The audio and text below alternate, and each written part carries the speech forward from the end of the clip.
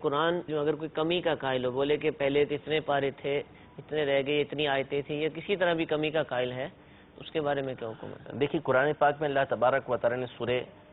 حجر کی نبی آیت کے اندر واضح الفاظ میں یہ ارشاد فرما دیا، اِنَّا نَحْنُ نَزَّلْنَا الذِّكْرَ وَإِنَّا لَهُ لَحَافِظُونَ، ہم ہی اس قرآن کو نازل کرنے والے اور ہم ہی اس کی حفاظت کرنے والے ہیں۔ جب خود رب کریم عز و جل نے اس بات کا ذمہ لے لیا کہ قرآن پاک کی حفاظت میں کروں گا، تو اب محال ناممکن ہے کہ ساری مخلوق بھی اگر جمع ہو جائے کہ قرآن پاک کے ایک نقطے کو کم کر سکے یا قرآن پاک میں ایک نقطے کا اضافہ کر سکے، یہ ممکن ہی نہیں ہے۔ کیوں؟ اس لیے کہ ذمہ رب تبارک و تعالی نے لیا ہے، جب اس میں کسی طرح کی تبدیلی ہو ہی نہیں سکتی، اللہ تبارک و تعالی کے ذمہ کرم حفاظت ہے، تو اب جو اس کا اعتقاد رکھے گا کہ قرآن پاک میں کوئی کمی کر دی گئی یا قرآن پاک کے کسی حکم کو تبدیل کر دیا گیا، تو ایسا عقیدہ رکھنے والا گویا کہ یہ کہہ رہا ہے کہ اللہ تبارک و تعالی تو یہ فرماتا ہے کہ میں نے اس کی حفاظت کا ذمہ لیا ہے، لیکن میں اللہ تبارک و تعالی کی اس بات کو تسلیم نہیں کرتا، نعوذ باللہ من ذالک۔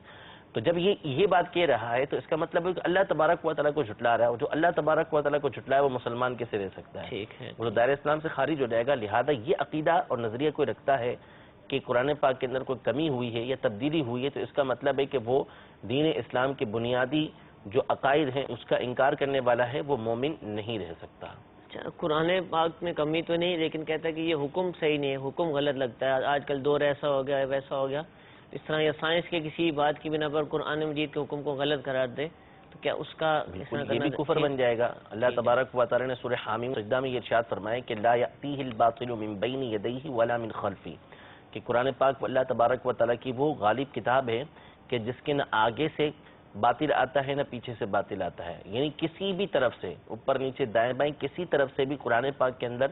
باطل بات کو داخل نہیں کر سکتے۔ تو جب اللہ تبارک و تعالی یہ ارشاد فرما رہا ہے کہ اس کے اندر باطل یعنی غلط بات آ ہی نہیں سکتی، تو اب جو یہ لحاظ کرتا ہوا کہے کہ نہیں یہ چونکہ جدید دور یہ ہے تو اس کے حوالے سے یہ چیز غلط ہو گئی، تو اس کی سوچ غلط ہو گئی، اس کی بات غلط ہو گئی، اور وہ اللہ تبارک و تعالی کی بات کو جھٹلانے کی وجہ سے مومن نہیں رہے گا۔